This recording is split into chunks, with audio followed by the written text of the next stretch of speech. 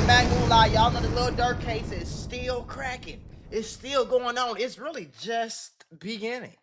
Now, Lil Durk's lawyers are attacking the way that the feds got their witnesses / snitches. That's really what they call the snitches to cooperate. Let's get into it. Shout out to Cuff Boy. His right to cross-examine law enforcement officers and cooperators. All right, memorandum of points and authorities. This brief seeks to address two different issues. The first is Mr. Banks' right, as affirmed by both the Ninth Circuit and Supreme Court, to cross-examine law enforcement witnesses about the shortcomings of their investigations, including by eliciting out-of-court statements for non-hearsay purposes. This right encompasses questions probing whether the witnesses did enough to verify the soundness of the evidence against Mr. Banks and whether they failed to follow up on potential leads. And they cite the case United States v. Sager, 2000.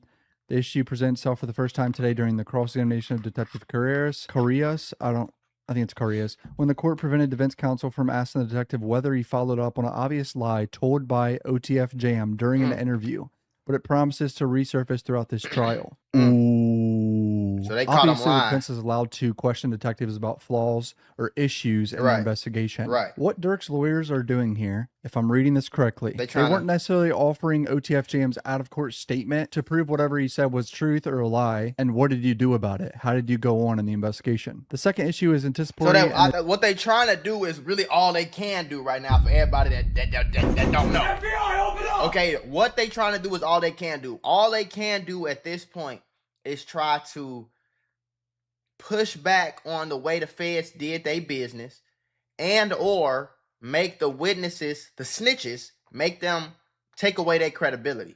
Because if you take away the credibility of the witnesses, now the jury doesn't believe the witnesses. And now if I'm Durk's lawyer, my client has a potential to walk free because the snitches are no longer trustworthy. But if the snitches could be trustworthy and they get on the stand and snitch on my client and the jury believes them, we're all cooked. You see what I'm saying? Addresses Mr. Banks' right on cross-examination of a cooperator to elicit an agent's questions or statements to that cooperator that caused the cooperator to implicate Mr. Banks. In other words, to elicit an officer's out-of-court statements for the non-hearsay purpose of showing their effect on the cooperator. Mr. Banks raised this in an effort to streamline trial and prevent needless objections during cross. So this is big for attacking the snitches here. Right. His defense lawyers are asking to be able to show the jury what the investigators asked the snitches in interviews. I thought that's pretty basic. They just want to bring out both sides of the exchange, the detective and the snitch. And it's important because if the cooperator or snitch didn't bring up Durk initially, and then these questions come out, and it sounds like they're pushing for Durk and it's sketchy. Guess what? Remember, they didn't record any interviews. It's all notes. Oh, for real? Or they only recorded like a few interviews out of like 60 or whatever it was, dude. Oh, for real? I know that. I thought they had to record all the interviews though, no? Listen, y'all, YouTube and Meta might owe you up to $1,000 if you or your child grew up on social media. If you or your child spent years growing up on social media and experienced serious mental health issues, you should hear this. Recently, a jury just ordered Meta and YouTube to pay millions for their role in designing and promoting addictive platforms. They know that their apps can cause anxiety, depression, or body image issues, but they never shared those risks with us. They never made us sign anything that we knew the risk. They just maximized their profits. And the recent historic verdict underscores the consequences of those decisions. But you better not worry. Morgan & Morgan is stepping up to hold these platforms accountable for the harm that they have caused. Click the link in my bio to take a very short questionnaire quiz because you might be entitled to a potential recovery of over $1,000. I don't know how that worked. Quality and details of the government's investigation through cross of law enforcement officers. In Sager, the Court of Appeals held that it was plain error and abuse of discretion for a trial court to curtail as irrelevant cross-examination the details of the investigatory process that led to the defendant's charges. In that case, the defense counsel asked the agent or witness whether he had looked into the veracity of the defendant's out-of-court explanation for his presence in the area of the crime.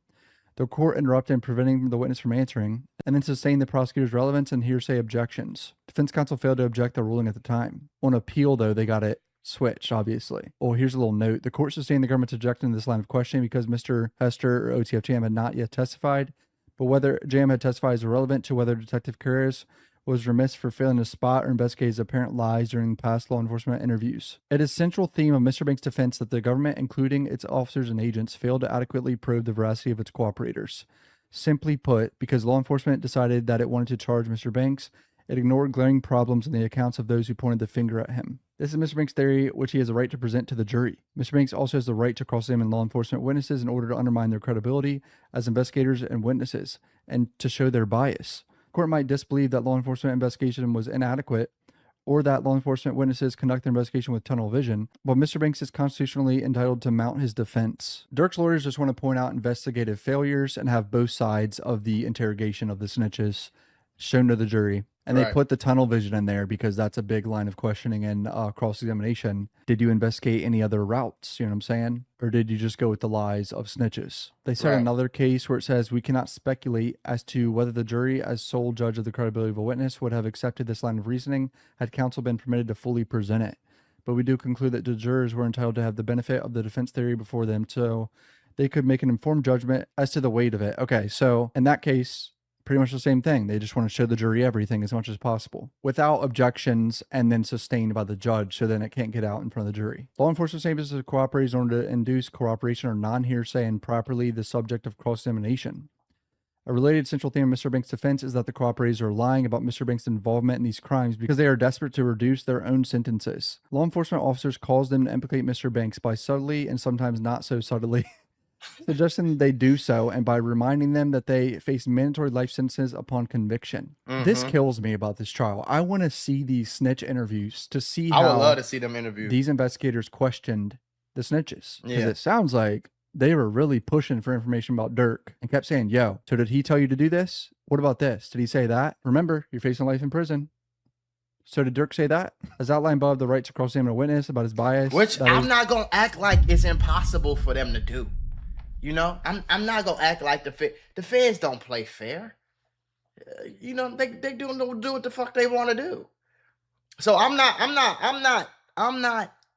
not putting it past the feds to, you know, push and influence the snitches to bring Durk up in the case. But they said Vonnie was snitching on Durk. This is the only thing I have for the pushback on the interviews, right? They said Vonnie was snitching on Durk when they came to execute the search warrant. He wasn't even getting arrested. They came and executed a search warrant on his house or wherever the fuck he was at. And he started snitching before he even got in handcuffs. And then this guy, wait, hold on. This guy,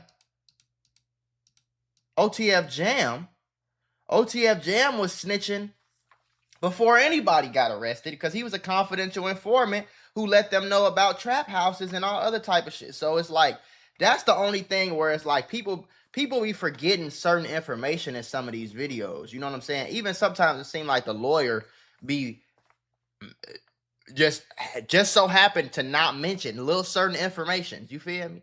Because if Vonnie was snitching before any interview, if Jam was snitching before any interview, if Jam was a confidential informant, it don't really matter what happened in the interview. The facts in existence that would cause a witness consciously or unconsciously to slant his testimony is enshrined in the Constitution. Further, an out-of-court statement admitted not for its truth, but to show its effect on the listener is not barred by the hearsay rule. That's a bar. For the foregoing reason, Mr. Banks requests this court to permit the defense counsel to cross-examine the following witnesses on the following topics. Law enforcement witnesses about their failure to adequately investigate potential exculpatory evidence, including cooperator falsehoods, and cooperators themselves about out-of-court statements that induce their cooperation against Mr. Banks. I'm sorry if I sound like an idiot reading right now. My brain is fried. I'm supposed to be asleep. Yeah, shout out to Cuff Boys. Cuff Boys said he woke up at 3 o'clock in the morning to pee, and he saw the notification about the Durk's lawyers filing a motion, so he did the video before he went back to sleep. That's that real grind right there. Shout out to Cuff, nigga. That's that real grind, nigga. So Michael Blackshire tweeted out more things, so I guess I'm going to go through it. Like, I guess he got home and had more notes. He said prosecution showed a screenshot of the music video for End of Story with Quando Rondo and Lil Tim. The prosecution mentioned that Tim is wearing the same color clothes he wore when he shot King Von. Prosecution said, and it wasn't King Von's song Crazy Story. Yes. Insane. Prosecution shows a video of somebody in Quandaronda's crew rapping and saying, "Smoking Von, free Lil Tim, hold up, wait, free King Tim, smoking Von." Prosecution read many texts going far back as 2020. One text from Lil Durk said, "I have to go all out for him. I can't let this slide. Him dying, turning me into a different animal." Why y'all skip over that? Because remember yesterday, if y'all don't remember the video, if y'all didn't see it, the video we did yesterday, they was basically trying to say that, oh no, OTF Vonnie, I mean, not OTF, I don't know if the OTF, whatever. Vonnie is the one who really wanted, because Durk is basically trying to snitch on Vonnie through his lawyers in a way, right? So they like, oh, Vonnie is the one who had all the, had all the motivation to get his get back for King Von. But then y'all forget about text from Lil Durk like this that say, "I have to go all out for him. I can't let this slide." Which obviously could be took. You don't know what he really means, but it's up to the jury to what does that mean to me? That means you can't let it slide without going to shoot the shit out of somebody. Lil Durk said, "I have to go all out for him. I can't let this slide. Him dying, turning me into a different animal." We've seen that. Jason Smith said back, "Those are not good text messages. Because if that was you, he would be outside right now." Holy shit. Because we all know there's allegations like King Von was out here getting bodies. I'm not saying that's the truth. People say King Von was a shooter. So he's saying if Durk... Let me tell you, from a nigga from Chicago, bro. Okay, I grew up about 10, 15 minutes away from O Block. It's not... I know nobody really knows, but trust and believe. Before King Von ever made a song, okay, before the power, the internet, before he had clout and fame in the internet rap hip hop world, boy, niggas knew Davon, boy, niggas knew Von, niggas knew that name, Von from O Block. Even when I was a kid, because they older than me, I didn't know what he looked like, none of that, but niggas knew who Von was, though. And niggas knew Von was getting busy, nigga. He come with no mask on, shoot the shit out of everybody. You feel me? He'd come back to back 2, 3, 4 times loud, nigga. I'm trying to tell you. Durk, T-Roy if he just got killed right now, King Von would be out there hunting. He'd be out there op hunting. Audio text where Durk said, "Tell them to get out on the phone on Lil Mo. Ain't no call Durk and squash the beef on Lil Mo. We can set up a boxing match, me and you. Your homie Quando can die." Jesus. Definitely street, and I'm not hopping on the phone to squash shit. Call me about peace. Take the piece of the switch. Lil Durk sent another text. These are terrible texts. These are the text messages that y'all see. Y'all don't put focus on these text messages. These text messages are enough to convince a jury, like, yeah, folks ass, he wanted him dead. So when a jury sees text messages like this, and then we have witnesses saying like, yeah, he did this, I think it's gonna be hard for a jury to be like, to read all this, to hear all this, and be like, yeah, we don't think Durk had nothing to do with it. You know what I mean? Call me about peace. Take the piece of the switch. Lil Durk sent another text, and apparently a switch was used. There's no reason to get into gang activity. Oh, he's a black disciple. What it sounds like to me is this is a gang war. This is not a gang war. They can't now backdoor and use whatever they are interpreting, Brian Steele said. So Steele's trying to prevent gang testimony as much as possible coming in, obviously, because that was after the jury left. You know that? I never said he was snitching, by the way. That 6ix9ine jumps on that. He putting me in it, making it out like I said that. I said he put it on Bonnie. They're saying that's what he's supposed to do. Folks not snitching. I never said he was snitching. All rest of that, he ain't snitching. I'm trying to cool. Look, we support y'all little rap. I appreciate that, man. Come on, man. There you go. Y'all heard it. But I got nothing but respect for the Free Durk people. You know, I'm not anti-Durk. I'm not pro-Durk. I'm really just like a fan of the music. I've been following this for years, and you know, I want to see.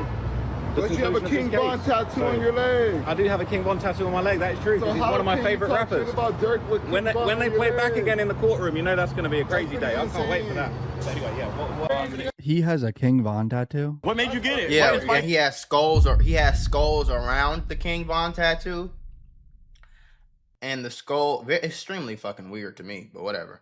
It has skulls around the tattoo, and each skull represents how many people he supposedly killed.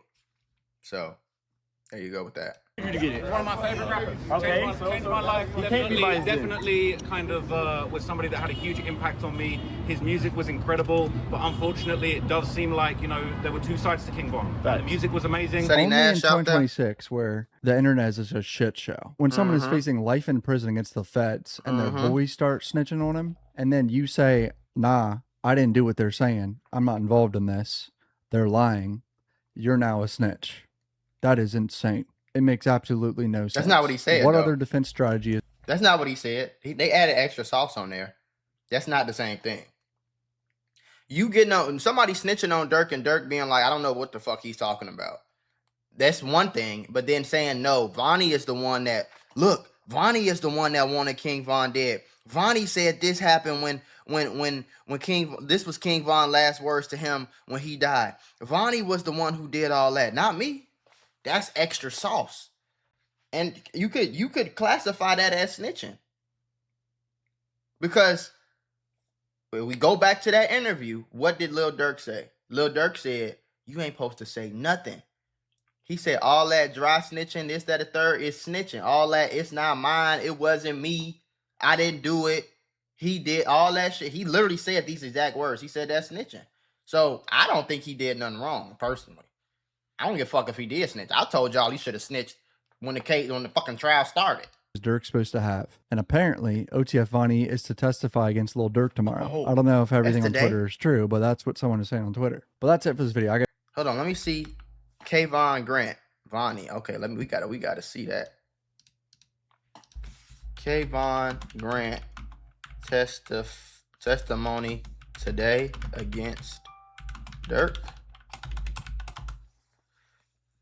No, I don't see that. Okay, I don't want to click on that. Let me see. Go AI mode.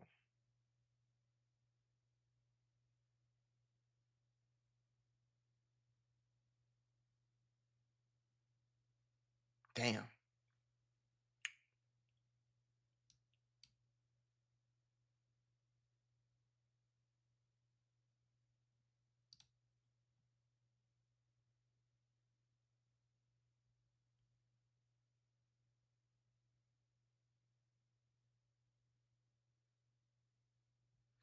Well, I don't see nothing about that, but yeah, we're gonna see how this shit ends up. Y'all heard about Klay Thompson? Y'all know I live in Miami. Klay Thompson, Giannis, and might be crazy.